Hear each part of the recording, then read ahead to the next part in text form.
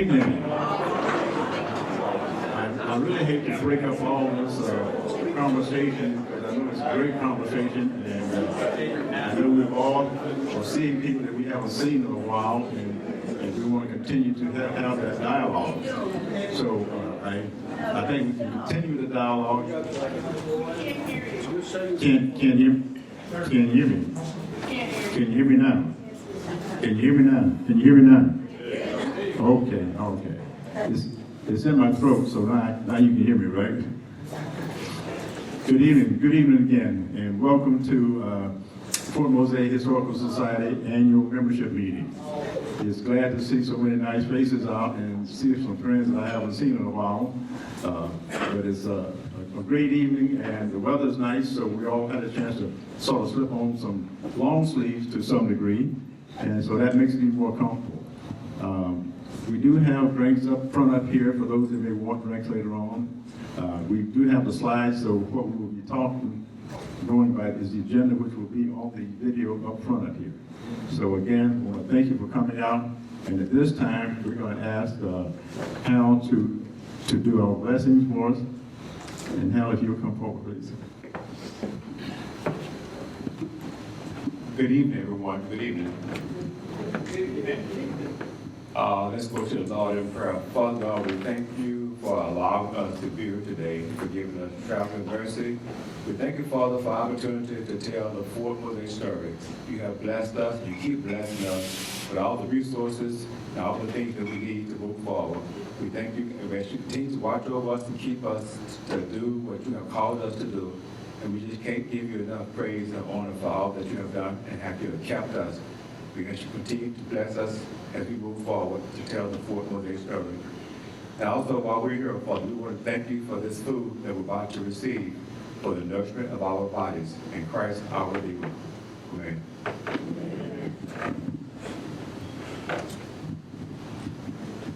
Thank you, Hal. Appreciate that.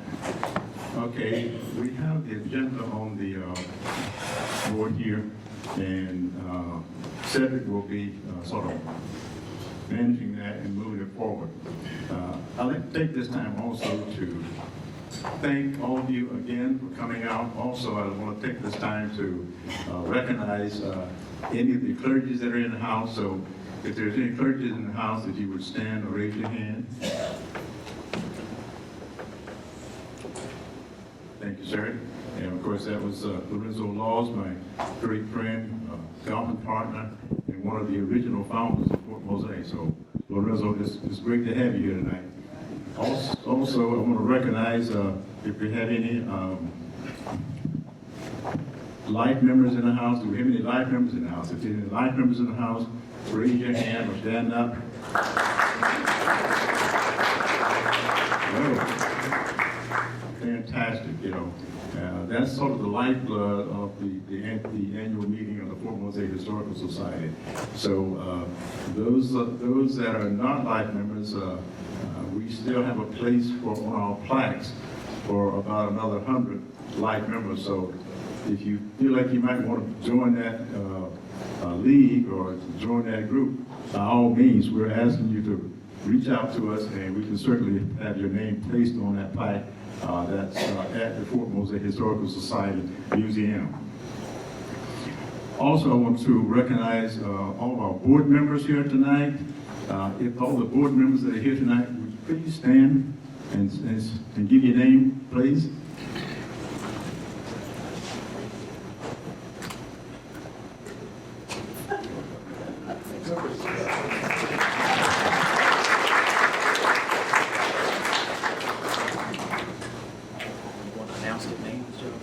Well, I'll tell you what, I didn't hear any names, so why don't I just call off all the board members, okay? I'll do it that way.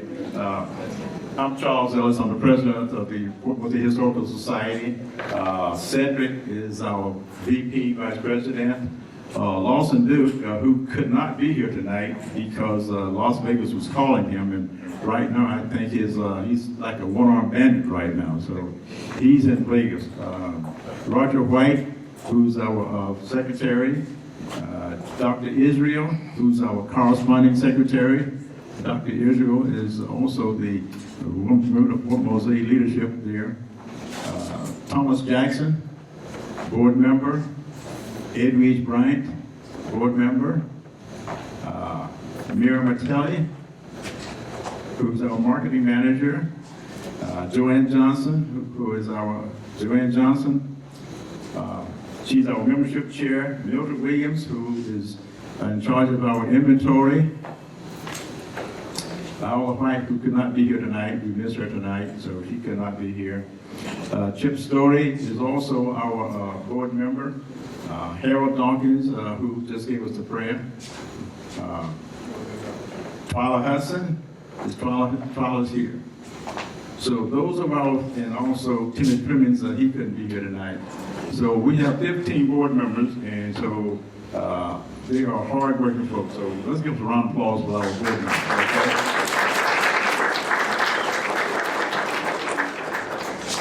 Also, while I'm here on that right there, I want to recognize all of our event managers too, to let you know just who's out there doing all this work, and along with our volunteers. Our jazz and blues lead manager is Roger White. He's and his team did a super job last year and the last 2 years. Our Founders Day manager is Lawson, and here again, like I said, he's in Las Vegas. Chamber Mixer manager is again Roger White. Roger White, great to have Roger. I think they know who you are right now. Our golf tournament chairperson is Joanne Johnson, who did an outstanding job last year. I think she's making a sale right now, so she's busy. Our History Festival manager is Chip Story. Chip Story couldn't be here tonight, but he's the one that handled our History Festival, and he did a great job last year.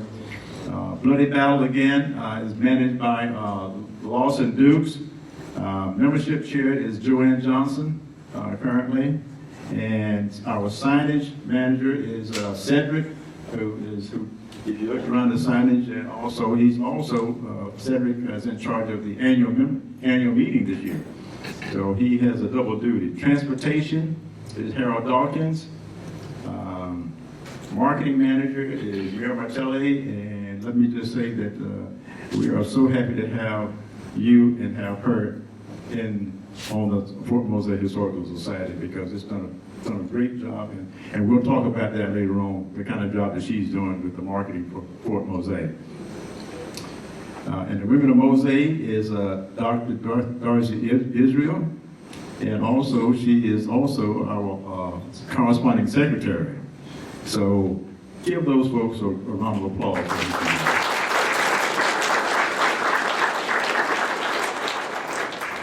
Okay, I just want to go through, we've got the financial report, which is going to be given by Roger, and then also the membership report will be given by Joanne, and the Park Service by Michael Watkins. But I just want to sort of reflect on some of the things that has happened in 2023. You know, 2023 got off to a great start, and it's been an exciting year for the Fort Mose historical family. And thanks to our board, and also thanks to our volunteers. The society is on track to meet its planned budget. Right now, our budget, we have really about 20% before completing our budget, making our budget for the year. And we still have 3 months to go. But the great things are happening here at Fort Mose, or out there at Fort Mose, and also followed by the reconstruction. Also, when we started in January, it was a great jump start. And what happened from that point on, it just soared. Once we released the press release about the reconstruction of the fort, and then came along with the Flight to Freedom, that was a big bang, along with Jazz and Blues, thanks to our amphitheater team over there, which has done an exciting job.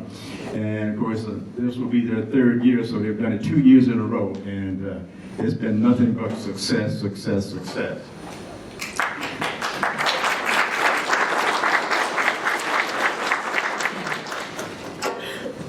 Founders Day, Chamber Mixer, Golf Tournament, History Festival, and Bloody Battle. Those are the 7 events that the society put on. You know, those are the events that sort of tell the Fort Mose story. And I think each one of those do an outstanding job in telling the Fort Mose story.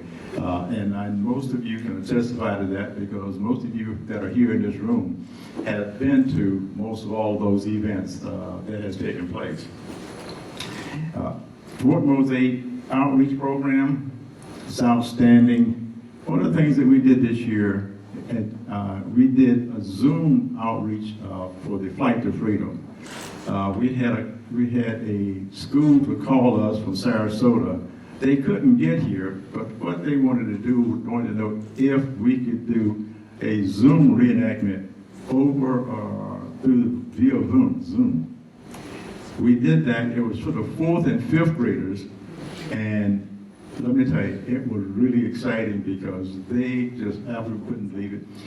The person that we had in charge of to give that reenactment, and most of you know him, James Bullock, outstanding individual. However, James is not with us right now. He's sort of moved to a different area, and so he's going to be sorely missed because he certainly has touched the lives of a lot of folks here in this town, and certainly anytime that we needed James to do reenactment for us, he was certainly willing to do that.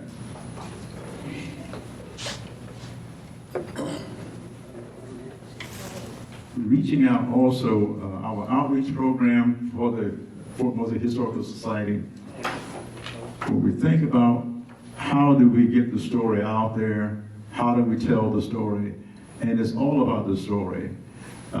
We have several outreach programs that we've done for the year, and starting with the Women of Mose, starting with also, we had the Putnam Frolic out in Putnam County. We did the Putnam Frolic out there.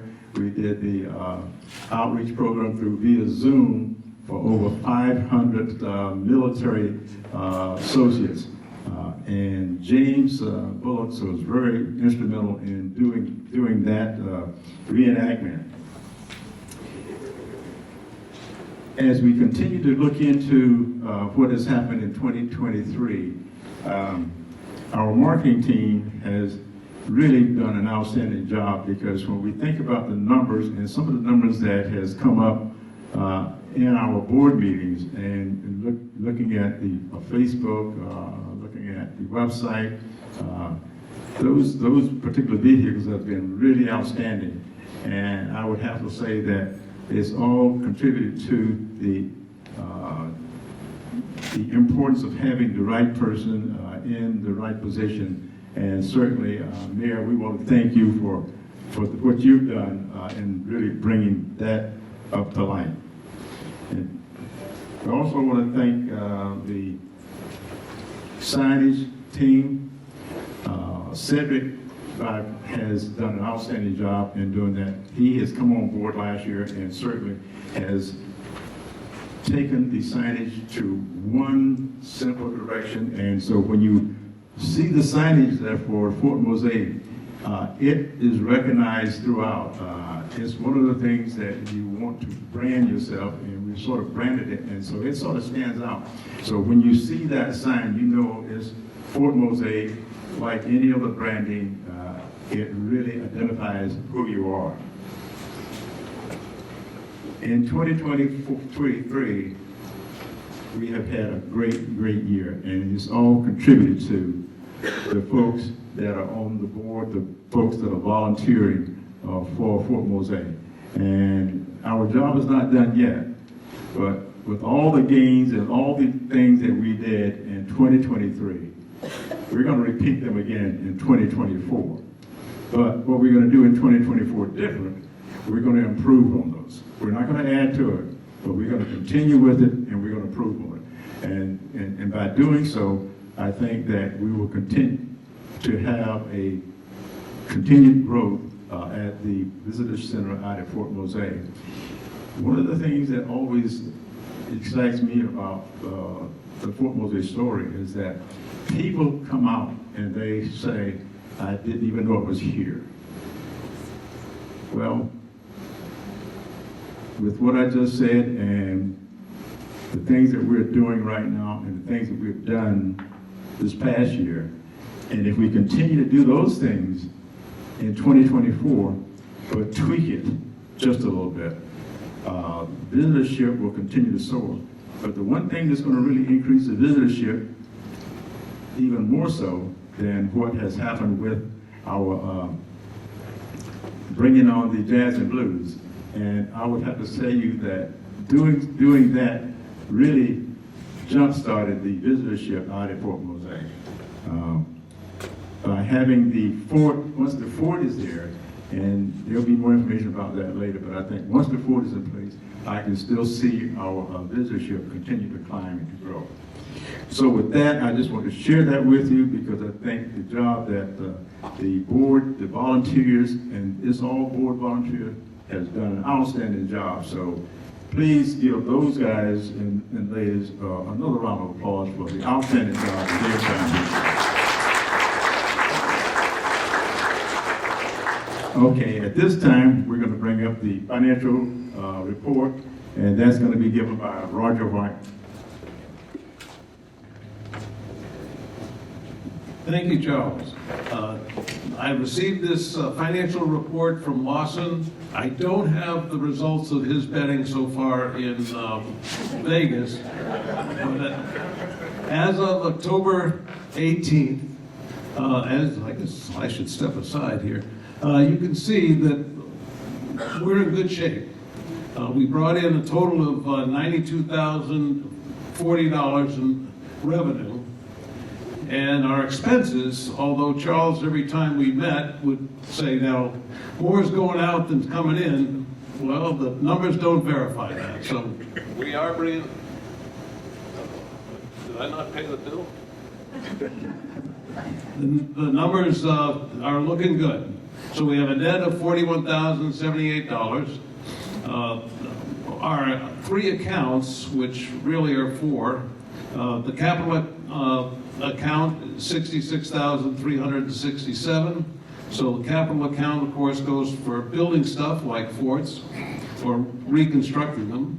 Events, we just keep this at a minimum, but the sales of merchandise will go into that account, and then we will move that to an account that produces more revenue than that one does.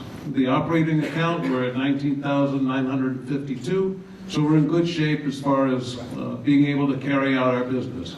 In addition to that, we have two $50,000 CDs, which, when we talk about Discover Fort Mose Blues and Jazz series, it's done a major job in helping us reach those goals. So the total funds, $179,369.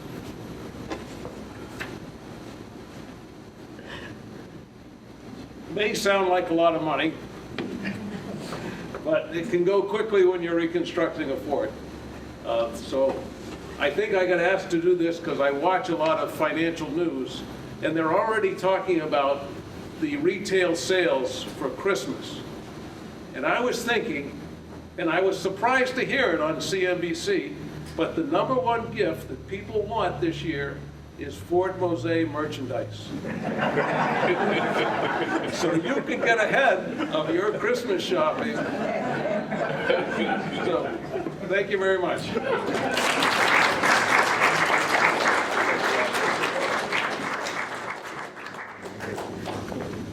Thank you, Roger. With that, we're going to move on to the membership report with Joanne Johnson, our membership chair. Good evening, everyone. I just have to say, Roger, I heard that everybody wanted membership for Fort Mose for their Christmas presents.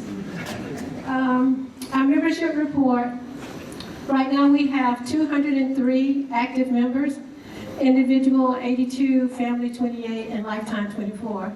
Now some of you probably have added these numbers up already and said, well, that does not equal to 203, that's 204. But we did have one person that we refunded a membership, so that's why it's off a little. I don't know if you could see, these were our charts are by number of transactions, not the number of members here.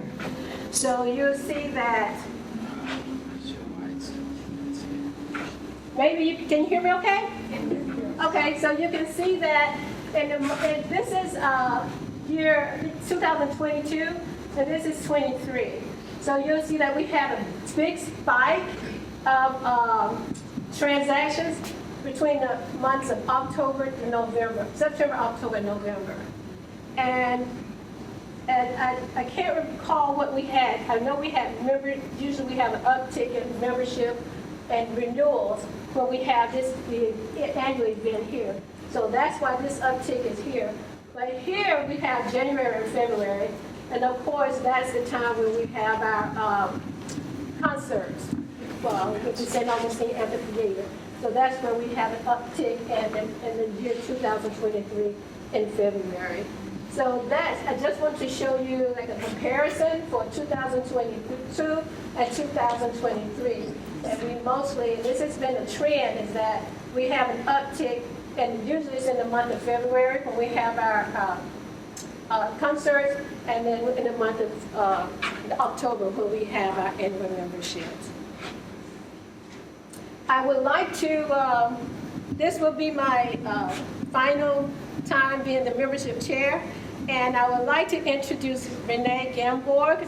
She will be the membership chair from this point forward.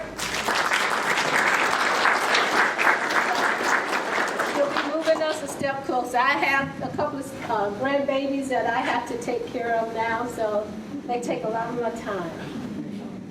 Thank you. Thanks, Joanne.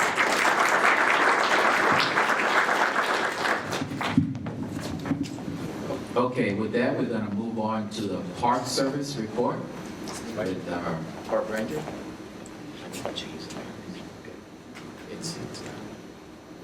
Hello, everyone.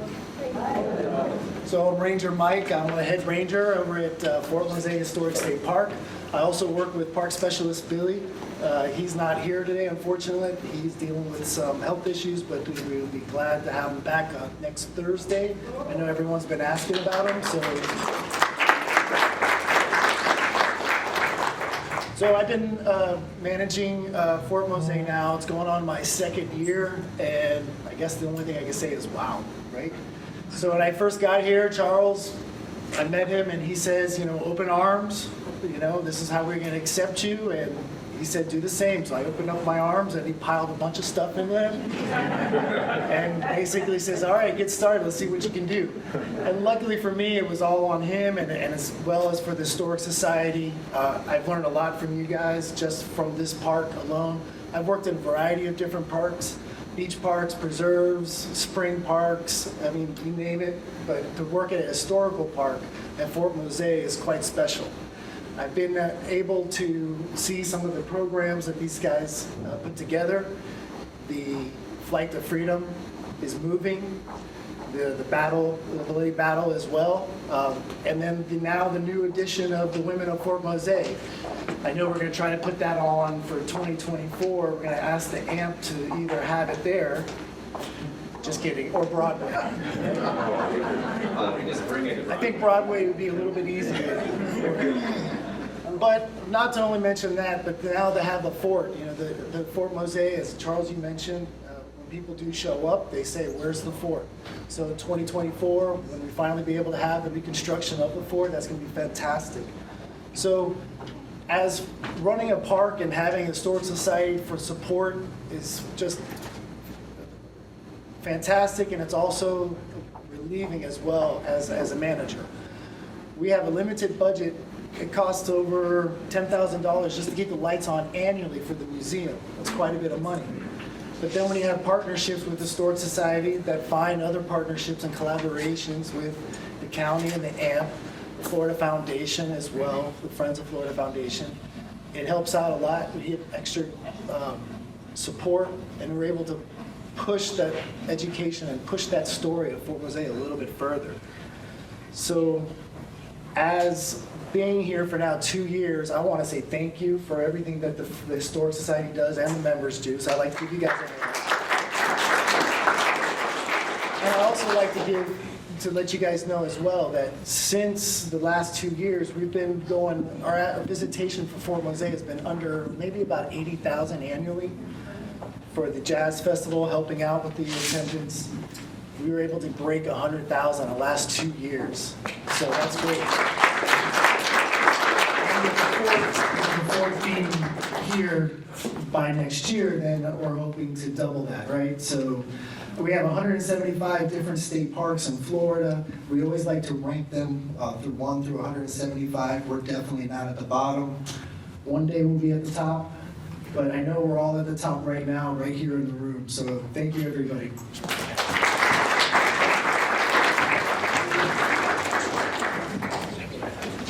Thank you, Michael. On behalf of the Historical Society, I wanted to take just a brief moment to recognize our significant donors to the Reconstruction Project. You may not be able to read this. I tried to give it as large of a font as possible, but we've broken our sponsor recognition into 3 tiers: gold, silver, bronze. Bronze sponsors have donated between $5,000 and $49,000. Silver sponsors have donated between $50,000 and $99,000, and the gold sponsors have donated over $100,000 to our reconstruction effort.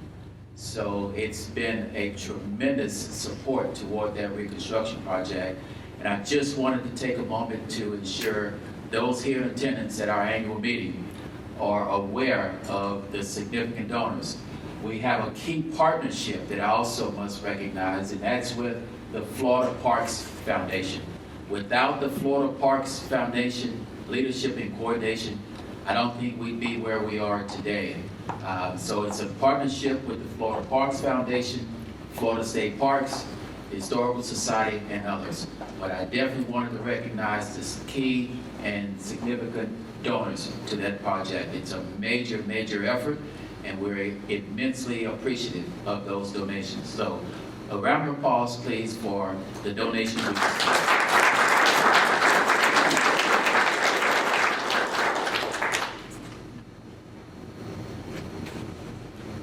Okay, with that, we're going to move into recognizing the women of Fort Mose. Well, you'll get up.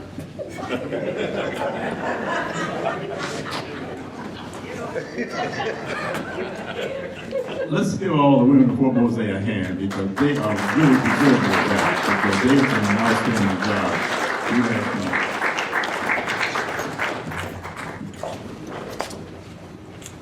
This is what happens when you get old. But that's okay, I want to get old. Okay, will you all, what those say, ladies, come up? Anybody else here? There are more of us, as you saw on the booklet that you have. But I'll tell you what they did, because they did a wonderful job, not only in terms of what Jorge Rivera did so wonderfully, he was so patient with us, but just to do a video was something I learned. I didn't know anything about videos and what you got to do. You got to have it right. You got to have, you can't have planes, you know, flying over, make snow, and all kinds of things that I didn't know about. But anyway, all right. So to my left is Ida, who is one of the first who came to Fort Mose in the reenactment, and she does a good job of explaining what it's been like to come to Fort Mose from the plantation. Then we have Twyla. You all know about Twyla because you see pictures of Twyla in terms of advertisement about the flight to freedom, and she does a tremendous job in helping us understanding what that flight was about. And then we have Mildred, who did a good job in terms of explaining about how to educate the kids now that they were in a new environment. She did a good job on that. And of course we have Joanne, who played several roles. We had her deal with leaving Africa and coming to America on the ship and what happened after the ship, after they got off the ship. And then she talked about the spices and all the seasoning that we had. So there were others who were here, who aren't here, but I want to thank Billy for McNaught, who did such a good job in the scenery in terms of what we did. So, two things I want to leave you with. Number one, the Battle of Fort Mose is an important historical fact for Black history and American history. All right, but the women, that's something new, and we had to fight for it. We mentioned it about 2 years ago, and luckily the board was very supportive of it, and we were able to go ahead, do the reenactment, and then do this book. And it took a long time to do the book. I have to thank Dr. Jane Landers for that. I have to thank Jay Mahoney, who was certainly behind us. I have to thank Carter Lord, who kept pushing me and said, Arthur, you gotta do something about this, kind of. So that was it. The second part is, in terms of the men coming on battle, and that's been out there for years. Everybody knows about the battle. But men are not going anywhere without women. We're the backbone of the family. So, naturally we had to do that. Now, it's not either one or the other. It's both of us.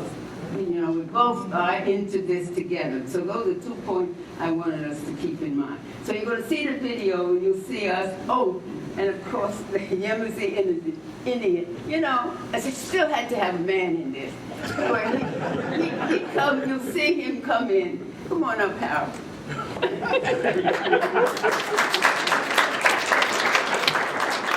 You'll see him come in, but I made sure, because the Yamasee Indians, the Yamasee Indians were really very helpful in the journey, because they lived in the woods and they knew the shortcut to take. They fed the people and whatnot. So we had to recognize it. But I have him in and out. I haven't been there too long. Anyway. So you'll see him in the video in terms of that. Now, I hope you'll buy our book, because it was a labor of love for over a year. What to take out, what to put in, what is interesting, what would capture your imagination. So I hope that you will enjoy it. Thank you very much. So for those who have not seen the primary video, what we've done here is had a shorter version created to give you an idea of the performance, the theatrical environment that the women of Mose were able to perform. If I can get it going here.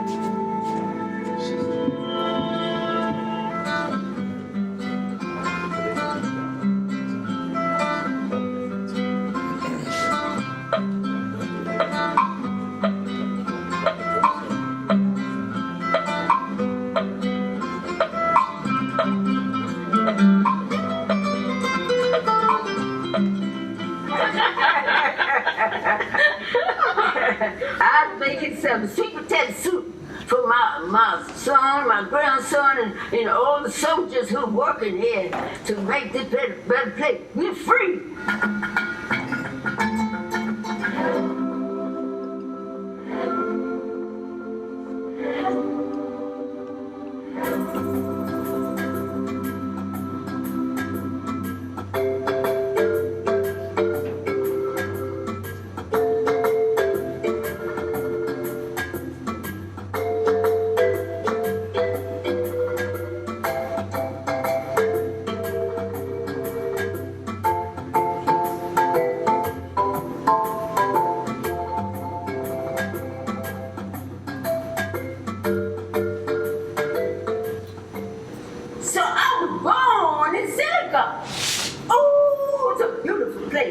in their car. And right outside of their car, we had a nice little room there.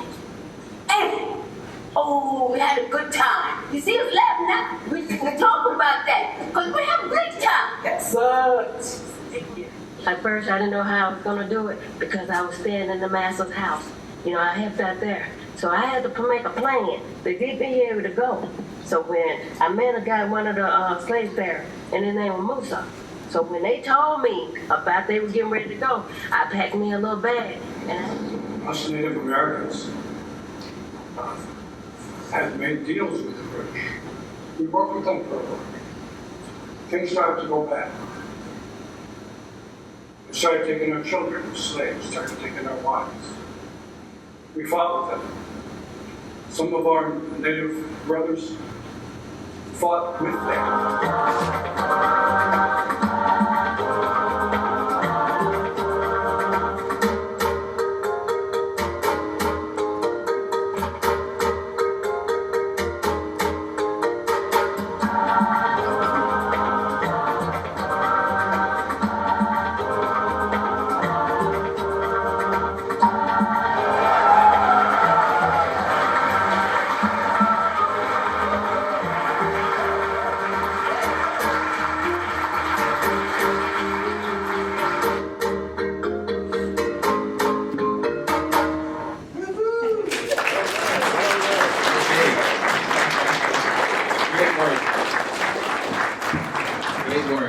Beautiful theatricals, and again want to congratulate on all the success of the Women of Mose and those that have worked behind the scenes to help them produce those theatricals and the books.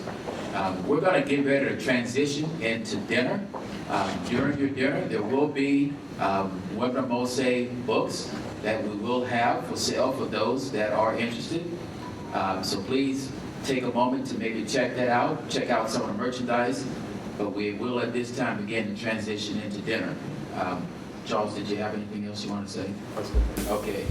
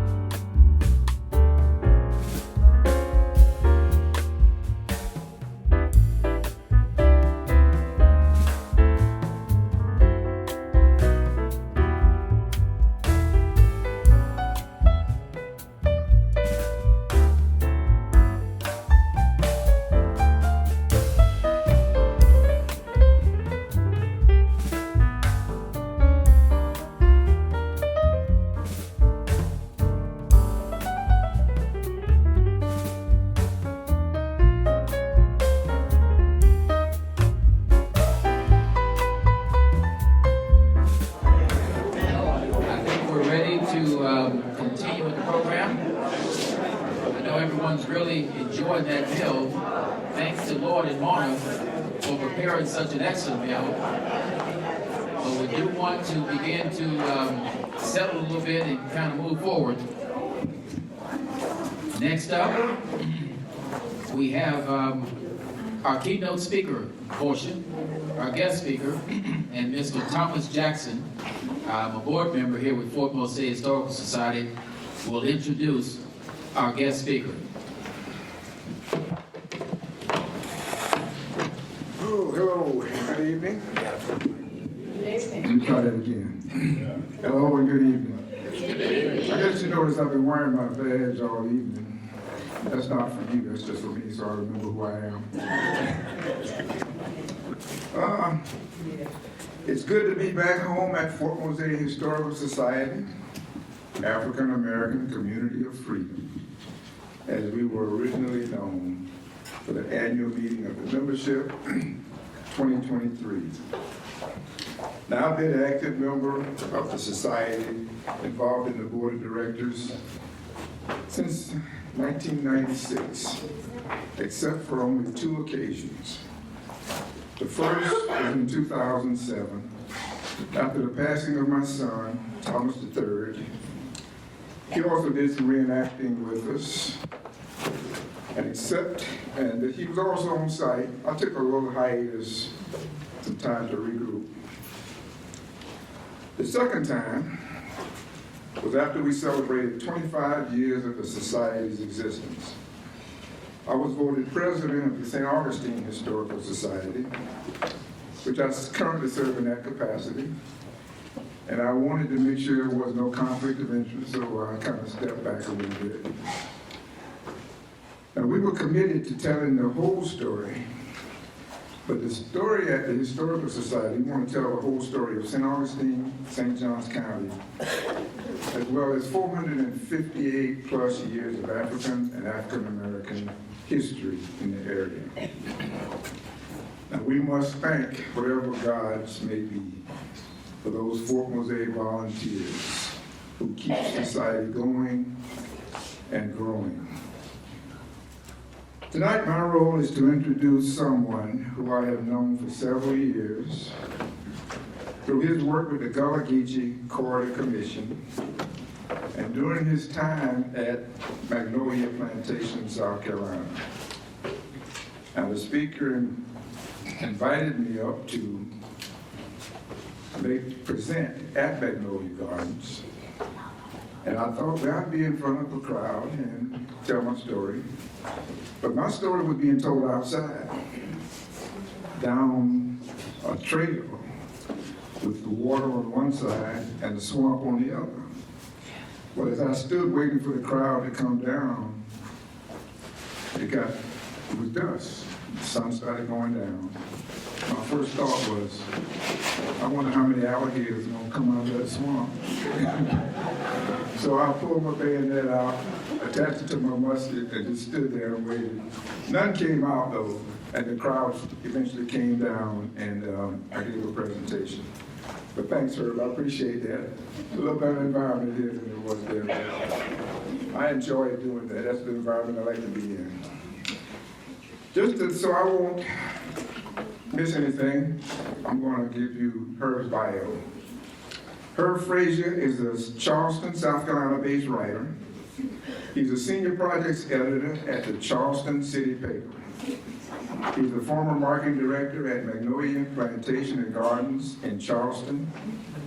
Before he joined Magnolia, Frazier edited and reported for 5 daily newspapers in the South, including his hometown paper, The Post and Courier. The South Carolina Press Association named him Journalist of the Year. He has taught news writing as a visiting lecturer at Rhodes University in South Africa. He's a former Michigan Journalist Fellow at the University of Michigan. Frazier has led journalism workshops in West Africa, East Africa, and South America for the United States government and a Washington, D.C.-based journalism foundation. His international reporting includes West Germany during the fall of the Berlin Wall, humanitarian relief efforts in Bosnia and Rwanda during his post-genocide, social and political issues in Japan and South Korea, and Cuba's cultural ties with Florida and Low Country South Carolina. Frazier also has reported on the military conflict in Sierra Leone and the historical and cultural ties that bind West Africa and Gullah Geechee people of coastal South Carolina and Georgia. Frazier is a former member of the Gullah Geechee Corridor Commission, the Gullah Geechee Cultural Heritage Corridor Commission, established by Congress in 2006. He also served as secretary of the Jazz Artists of Charleston, which supports the Charleston Jazz Orchestra. He has published 4 books. He is the author of Behind God's Back, Gullah Memories, co-author of We Are Charleston, Tragedy and Triumph at Mother Emanuel, with Marjorie Wentworth, and Dr. Bernard Powers, Jr., and co-author of Uwili, Searching for Healing Truth, South Carolina Writers and Poets Explore American Racism, with the late Horace Munkin. Frazier's most recent book, Sleeping with the Ancestors, How I Followed the Footprint of Slavery, was co-written with Joseph McGill, Jr., founder of the Slave Dwelling Project. His forthcoming book, Crossing the Sea on a Sacred Song, is the story of an African funeral song that links a Georgia family with a woman in Sierra Leone. So he's a well-written author. So I'm going to, without further ado, I'm going to present to some and introduce to others, Dr. Herb Frazier.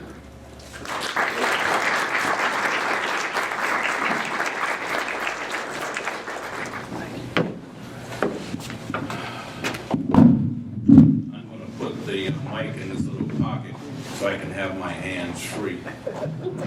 You all hear me okay? Great. Well, before I begin, let me take a moment to acknowledge our African ancestors and the ancestors of the indigenous people who inhabited this land before the Europeans arrived. I'd like to thank Mr. Jackson, Mr. Ellis, and Mr. Lee for this opportunity to be here with you tonight. Where's Mr. Jackson? Oh, there he is. You would have reminded me of the time when I left you abandoned on that trail. I'd forgotten about that. But fortunately, no alligators got you that night. Of course, you had your bayonet, so you ain't nothing. Again, thank you for having me and my wife Adrian here in St. Augustine, one of the prettiest cities in the country and one of our favorite places to be. And we're happy to be here to honor the contributions of the women who built Fort Mose. Hats off to all that you have done and will be doing in the years to come. The weather's not very warm here. I thought it was going to be warmer in St. Augustine and in Charleston. But we're going to be heading back to Charleston after this presentation, so we're going to enjoy this Florida sunshine. Many of you have seen this, right? This is the map showing the Gullah Geechee corridor extending from Wilmington, North Carolina down to St. Augustine, Florida. And the corridor was created, many of you know, in 2006 as a result of federal legislation introduced by Congressman Jim Clyburn in South Carolina to create this corridor and create this commission, which is charged with the preservation and the promotion of not only the culture, but also the history of our Gullah Geechee heritage. When I was a high school student in Charleston, we were not fully aware, nor were we appreciative of the contributions of our Gullah Geechee history and ancestors. Of course, the segregated schools we attended did not teach us of our history, and at that time, I did not know the Fort Mose story. I heard of this history after I started working as a newspaper reporter in Charleston. I've covered government, crime, healthcare, higher education, but I also wrote about history. The history of our enslaved ancestors is what grabbed my attention. As a high school student, however, I became very aware of Cuba. My father was in the U.S. Navy, and in 1965, Daddy was transferred to the U.S. Naval Base at Guantanamo. We lived there for 5 years. So I came face to face with Cubans who came to the base daily to work. Many of them were Cubans of European descent. But on Cuban TV, I saw black people in Cuban society. Decades later, when I heard about the Fort Mose story, my brain lit up. I said, wow, black people left South Carolina to find freedom in Florida's wilderness, and they established a free community at Fort Mose, and then some of them fled to Cuba? As a journalist, I was compelled to see Fort Mose, and I certainly had to go to Havana to see if I could find references to people from Fort Mose who fled to Cuba and settled in Regla and Guanabacoa, two communities east of the capital city. When an English colony was established at present-day Charleston in 1670, Spain responded by building stone-walled Castillo de San Marcos at St. Augustine. Tensions between the British and Spanish colonies rose in 1693 when Spain offered sanctuary at St. Augustine to Africans and indigenous people if they flee the British colonies in South Carolina and Georgia and come to Florida. If they could reach St. Augustine, they would be free in exchange for conversion to Catholicism and loyalty to the Spanish crown. This story illustrates that first southern route to freedom for what would become the Underground Railroad. Historians tend to tell the story of the men who traveled this path to freedom. But now more attention is being given to the women who were in that group of people who initially arrived in St. Augustine and who later helped to establish Fort Mose. Soon we'll know more of the role women played at Fort Mose with the release of Courageous Women of Fort Mose, All for Freedom, co-written by Dr. Dorothy Israel and Dr. Jane Mahoney, and others. Dr. Mahoney was kind enough to share with me excerpts from their book. Dr. Mahoney told me that that first group of arrivals to St. Augustine in 1687 included 2 women, 8 men, and a nursing child. In 1738, about 100 free men and women had established a town 2 miles north of St. Augustine on Mose Creek. The community was called Garcia Real de Santa Teresa de Mose, or Fort Mose.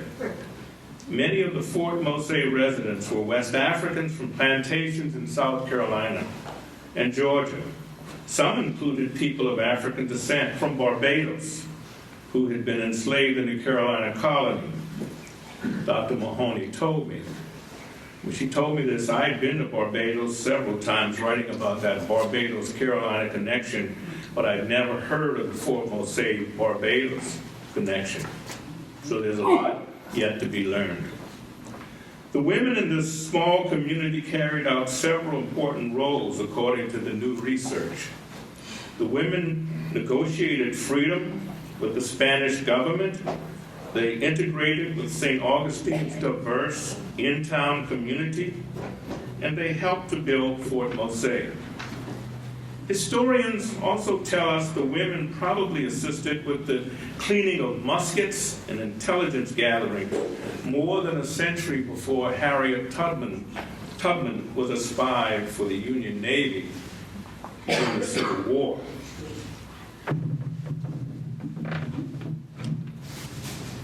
Now you recognize those folks, right? The conditions and challenges for the women in Fort Mose were also brought to light this summer during the theatrical presentation of the Courageous Women of Fort Mose.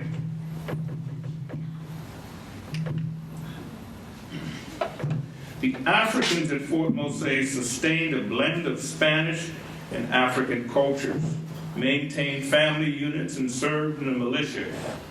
Records show that Mose's African-born residents pledged to, quote, spill their last drop of blood in defense of the great crown of Spain and the Holy Faith, and to be the most cruel enemies of the English.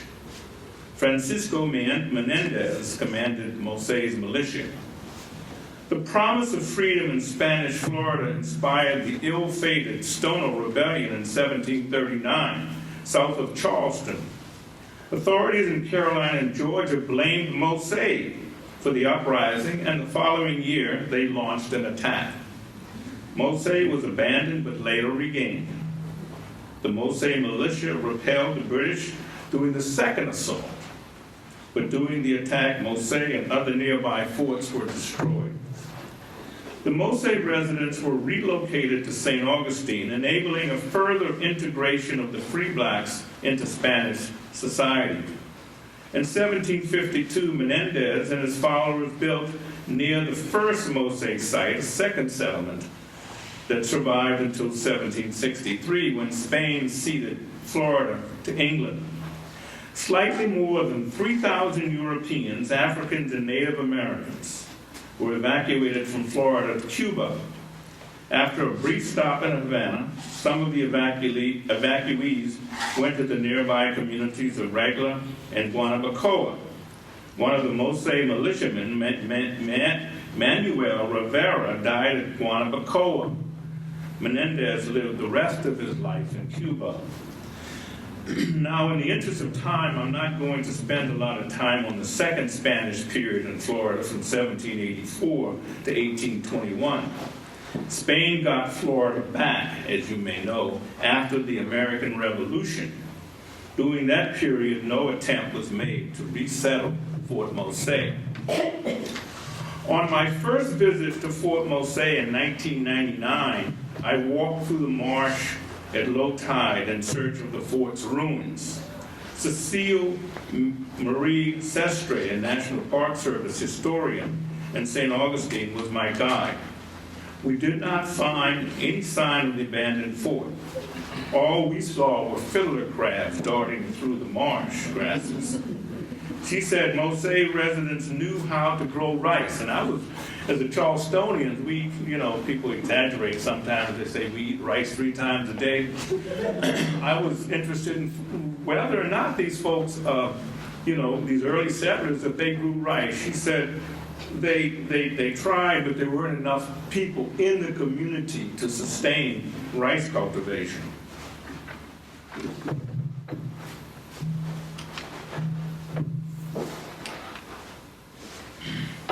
Initially, I thought that Guanabacoa was the chief destination for the Mose residents. I went to Havana in 2008, the first of my 3 visits to Cuba, with a plan to find references to Mose residents in the church records, and this is the church where I went in Guanabacoa, but the priest was not immediately available, and limited time prevented a search of other records. So I went to the museum in Guanabacoa, where I spoke to a staff member who had limited knowledge about the community's connection with Florida. The museum's exhibits at that time included objects that related to Afro-Cuban rituals. Some of the Afro-Cuban people represent a transfer of African culture from Carolina and Georgia to Cuba. Could elements of Gullah Geechee culture be identified in Cuban society?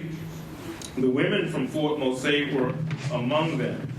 When the fateful evacuation from Florida came, Mose women bravely sailed off to Cuba too, determined to rebuild family homes yet once more, according to courageous women of Fort Mose, all for freedom.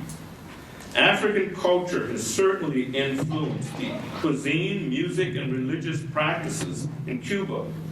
But I'm wondering what specific Gullah cultural features survive.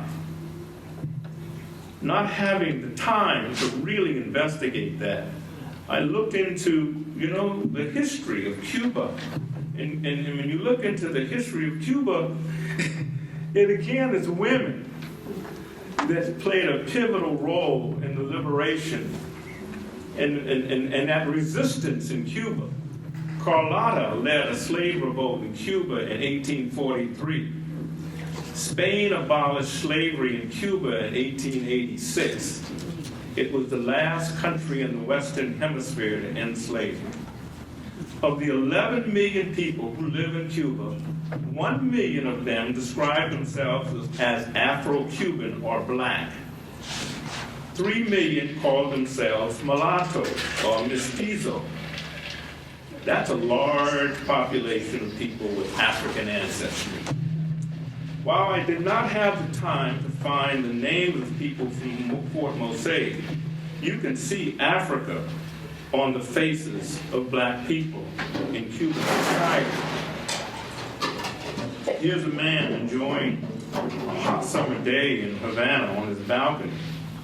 I wonder how many of them might be the descendants of the Fort Mose settlers, and how many of them were the descendants of people who came from Carolina and Georgia.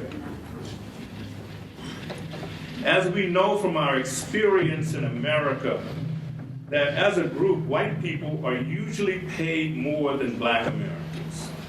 The same is likely true in Cuba for Afro-Cubans, who live in a society created by white Spaniards who imposed on Cuba its dominant religion and language, and that legacy still influences decisions made in Cuba today. As African Americans, then, do we have an obligation to help them? You are really helping, I think, in a big way by telling the Fort Mose story and making sure that more people know the story and know the story's connection with Cuba, which may lead to a broader understanding of the plight that Afro-Cubans are now faced with in Cuba. Because the more people know the Fort Mose story and its historic relationship to Cuba, that knowledge just might increase the number of people who might seek ways to connect with our Afro-Cuban brothers and sisters. The need to tell the Fort Mose story and reveal this connection with Afro-Cubans comes at a troubling time in America and Florida. Bernie Powers, professor of history at the College of Charleston, recently said that many Americans don't know much about the nation's history. He cited a 2022 Nations Report Card that reveals ongoing deficiencies in 8th grade students' knowledge of U.S. history. Only 20% of test takers scored proficiency or above in civics, and for American history, only 13% achieved proficiency. The adult population shows similar low marks. A 2018 Woodrow Wilson National Fellowship Foundation survey shockingly reveals that only 36% of the people who were born in the U.S. know enough basic American history and government history to pass the citizenship test. Think about that. Some of us who might come here and want to be a citizen, and they say, well, you're an American, but you got to take a test. Some of us might not be a citizen, have to take this test. Where's my test? All that is occurring while conservative politicians work to prevent students from learning key information about the country's founding and development by limiting the teaching of slavery and the civil rights movement. Last month, the Association for the Study of African American Life and History, ASALH, purposely staged its 5-day conference in Jacksonville because of what's going on in the state, because of this overly aggressive attempt to erase Black history and restrict diversity, equity, and inclusion programs in Florida's schools. ASALH's president and retired history professor, Dr. Marvin W. Delaney, told me the organization will not be intimidated and scared away from promoting Black history. The 6 asylum chapters in Florida, he said, are pushing back against the crusade to erase our history.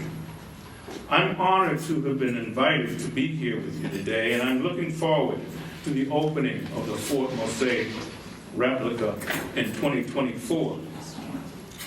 Your work to build this Fort Mose replica speaks volumes loud and clear of your inspiring commitment to not succumb to the forces that are trying to rewrite or erase our history. As I mentioned to you, when I was a kid, I didn't know the Fort Mose history. So last August, Adrian, my wife and I, we brought our grandkids here. I think y'all do the firing on Saturdays. You know, we wanted them to see that. And there's the kids. I won't mention them all because I'll be here all night telling you stories about the grandkids. But this is our attempt to make sure that at least the next generation and our family know the Fort Mose story. Maybe one day they'll bring their kids here, you know, to see the replica and to learn about this incredible and fascinating history at Fort Mose.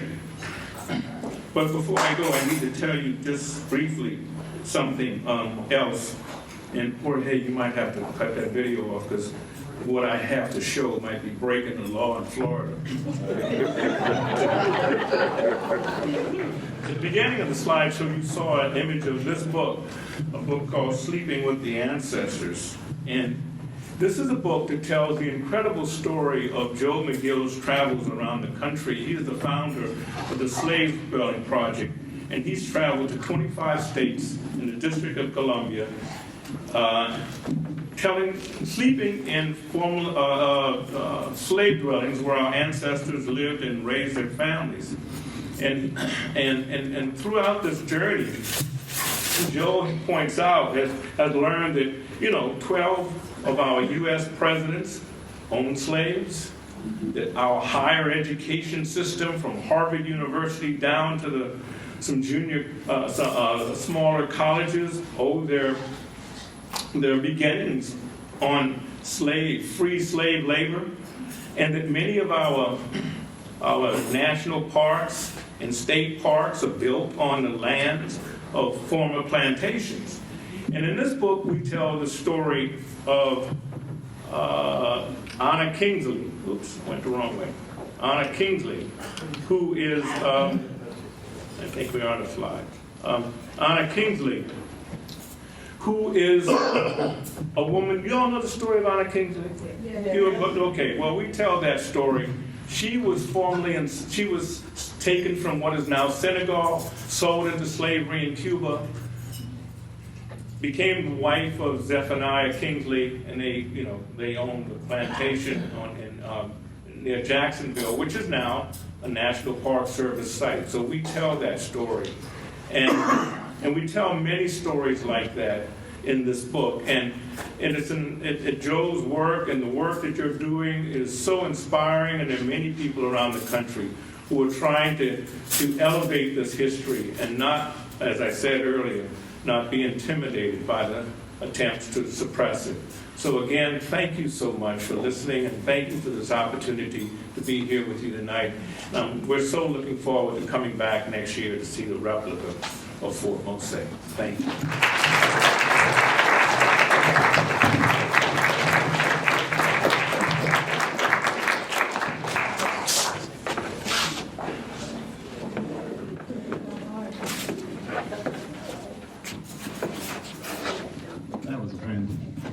Outstanding speech. I tell you what, Herb, we are so glad to have had you here this evening.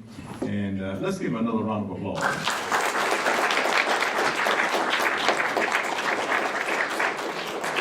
You know, it's not always you get a chance to meet some folks from Carolina. So South Carolina is one of my favorite places to go and to sort of check out for a while to get rid of some of the stress that I might have building up inside of me. So will you come to eat rice?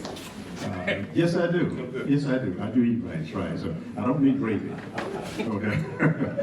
But on behalf of the Fort Mose Historical Society, at this time, we want to present you with this President's Award presented to Herb Frazier, guest speaker at the 2023 annual meeting of the Fort Membership meeting. This award is presented as a thank you and expression of our sincere appreciation for your insightful and impactful presentation. Thank you. Thank you. Thank you.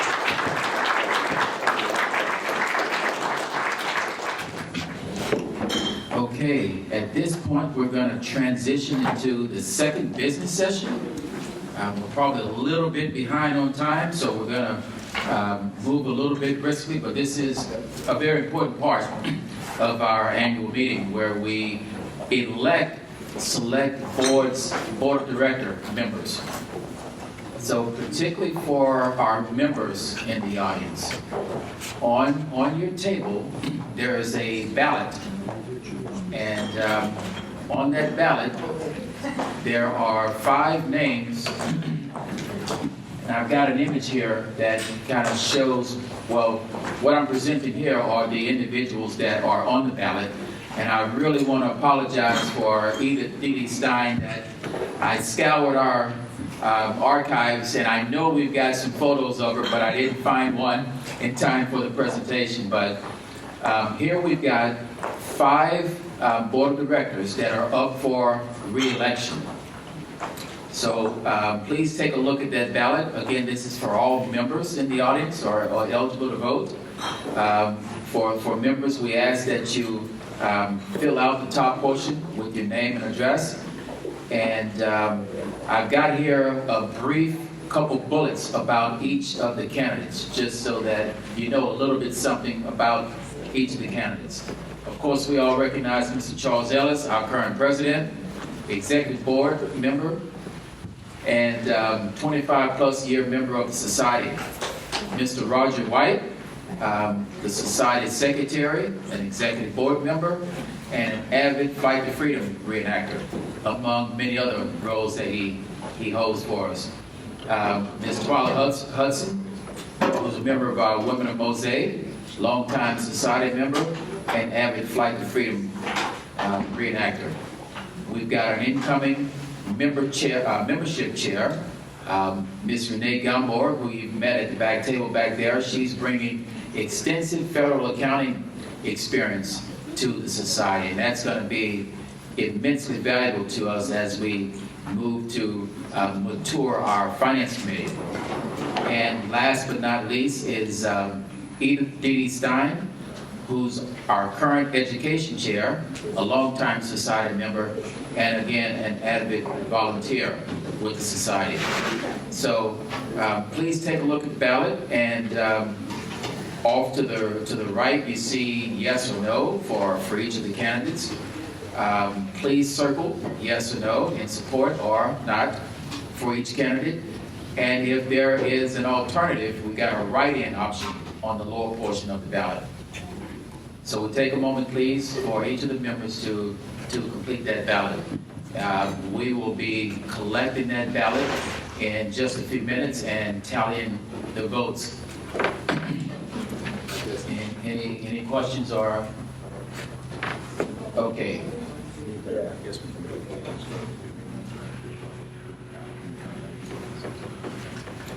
Okay, so as we move forward, the next portion, another very important part of our annual meeting is the adoption of any bylaw changes. So we've got 2 physical hard copies of our bylaws on each table. For those who may not be intimately familiar with that lovely document, there are 2 copies on each table. And what we do as part of this meeting is vote to accept proposed changes. This year we've got 3 recommended changes, and I've got a display here, and I'm highlighting them, and I'll step through each of the changes so everyone fully understands what we're changing associated with bylaws. So again, there's 3 changes. The first change occurs on page 3, Article 4. The original paragraph read funds. The new paragraph is funds and gifts. So we needed to update our bylaws to accommodate the receipt of gifts to the society. So again, that article title had been updated to go funds and gifts, and we've also added a paragraph, a section 4, that reads, gifts. The Board of Directors may accept on behalf of the society any contribution, gift, bequest, or device for the general purpose or for any special purpose of the society. So that's the specific details of that particular change. We've got the third change is a change that represents the frequency of our Board of Directors meetings. The frequency is going from originally being monthly to now being bi-monthly. So that's on page 9 of the bylaws. And in the hard copies that you have on the table, the changes are highlighted in red. You will also note a few other changes that I'm not specifically referencing. The reason is that they're not material changes. They're only grammatical types of changes, so we're not specifically voting on those. But this third and final change, again, we've moved from monthly to bi-monthly, and the change reads, meetings, bi-monthly meetings of the Board of Directors shall be held the first Tuesday of every other month, or at times set by the President. So please take a close look at that. If there are any questions, we're happy to take any questions, provide any further clarification, but we will need our members to vote yes or no on that ballot to accept or not accept those proposed changes. Okay, any questions? Okay, thank you so much. We will collect those ballots in just a few moments. So, moving on to the next part of our agenda, we've got the President's recognition. Each year, as part of our annual meeting, we announce the Society's Volunteer of the Year and the Historical Society's Board Member of the Year. So these votes have previously taken place, and today we are presenting you with the results. So, Volunteer of the Year, 2023, Edith Dee Stein is recognized as a Volunteer of the Year.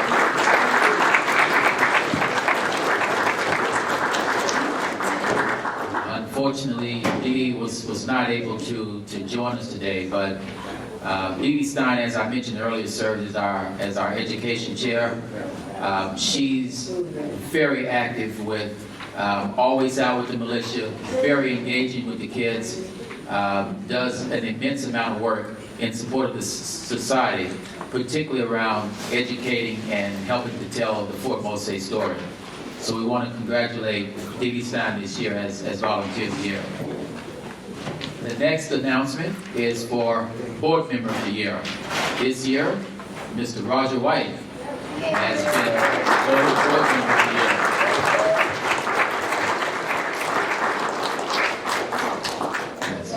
Year. So we've got certificates for our Absolutely, Roger, come on up. awardees. Do we have a camera that we can take a picture of him? Don't you want my acceptance speech? We can have that too.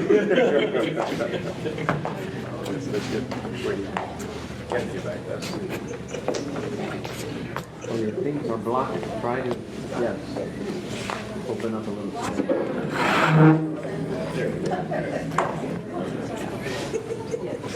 Very good.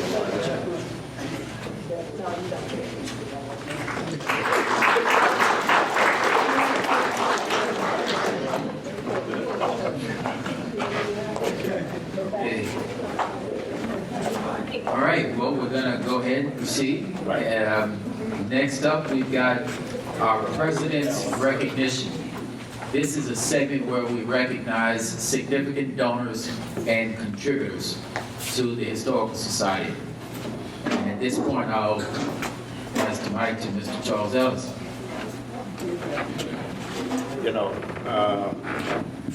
trying to find someone that does a lot of good work in the community is not easy, because there's a lot of folks that does a lot of good work. And to try to acknowledge all of those folks is sometimes impossible. But once in a while you come across a group or an individual that has done something that's outstanding and has made such a great impression on the Fort Mose Historical Society that you can't help them to bring this person to life. And at this time, we would like to ask the team of the amphitheater to come forward.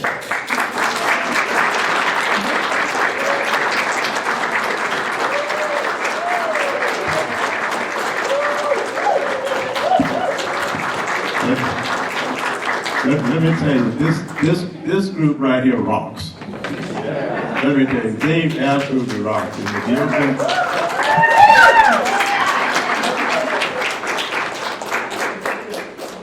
every time I turn on the news or read the newspaper or read the news on my phone, the amphitheater is always in the news. And it's not just local news, it's national news. These guys are all over the world. And let me tell you, I have never worked, and we have never worked, the society, with a group of individuals that is so professional and so easy to work with and very patient. And not only that, and the job runs so smooth. I mean, it's absolutely seamless.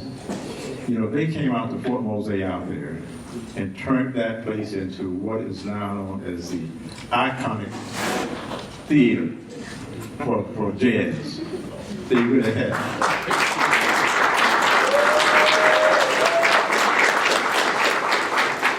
And the first year they came out and they said, well, we don't know how many folks will get out here. But the capacity was only about 800 that the county would allow us to have. And I think they stretched it to 900. It's pretty common, we do that. Right. And the next year, they had Gladys Knight out there. And they went back to the county and said, look, we've got to have more space. We need more seats. We got to have more seats. They got up to 1,000, and then not only that, they had to turn people away because they couldn't accommodate them. So guys, let me tell you, you guys have absolutely been an inspiration to the Fort Mose Historic State Park, because visitorship and attendance, not only at the time of the Jazz and Blues series, but I'm saying daily. As Michael alluded to earlier, when you think about the amount of folks that are coming in now just because of what they've done. So on behalf of the Fort Mose Historical Society and the Fort Mose Historic State Park, which is a national monument, the Fort Mose Historical Society, with sincere appreciation to the amphitheater team, thank you for your generous support in our Jazz and Blues Festival 2022 and 2023. Thank you.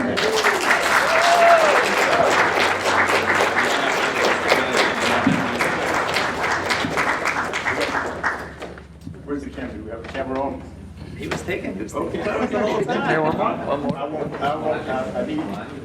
need Gabe to say one word.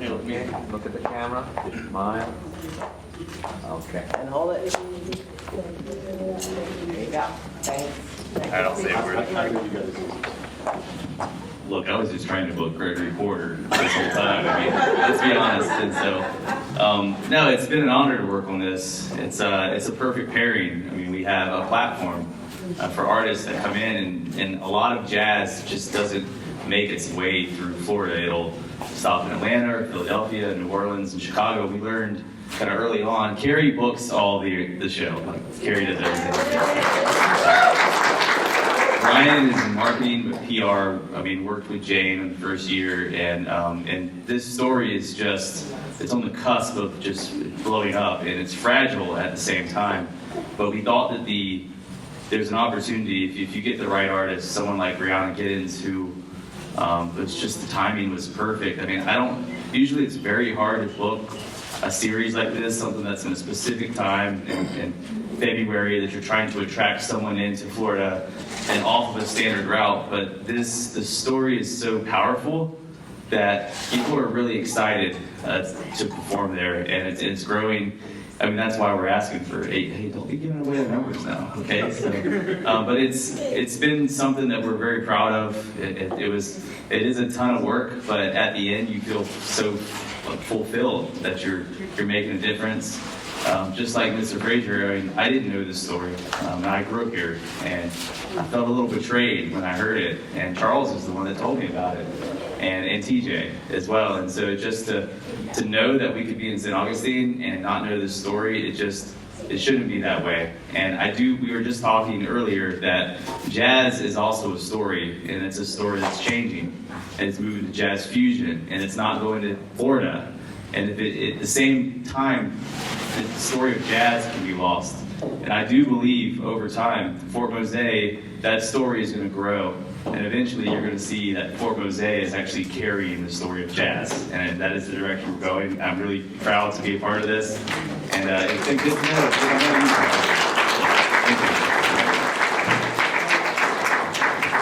Thank you, Dave. Really appreciate it. Dave and I go way back to the Lincolnville Festival. So how many of you know about the Lincolnville Festival?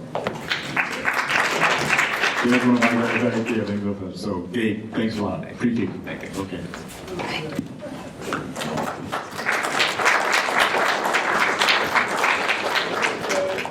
One other thing, we had another presentation to make who is very influential here in St. Augustine and has done a lot of work for Fort Mose and a very outspoken person about Fort Mose. He is very generous in his donations, and so he is one of the donors on the list there for the reconstruction.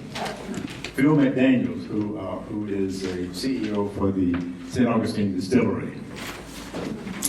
Whenever you call Phil to do something, he puts his whole heart into it, and he really does.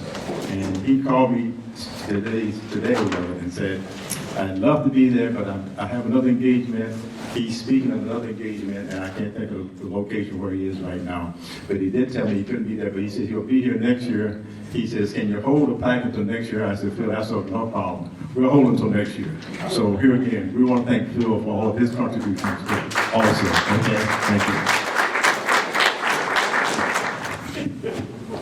Okay, looks like all of our bylaws and also our candidates were approved for another 15 years. They approved for another 15? All the candidates were approved for another 3 years. So congratulations on the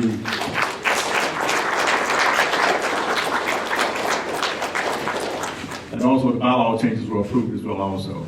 Again, I want to thank everyone. I know it's late. We're sorry we ran over, but when you got so much to talk about and you get all this good fellowship together, it's hard to try to break away. It's hard to hold everybody to a timeline. But again, we want to thank all of you for coming out.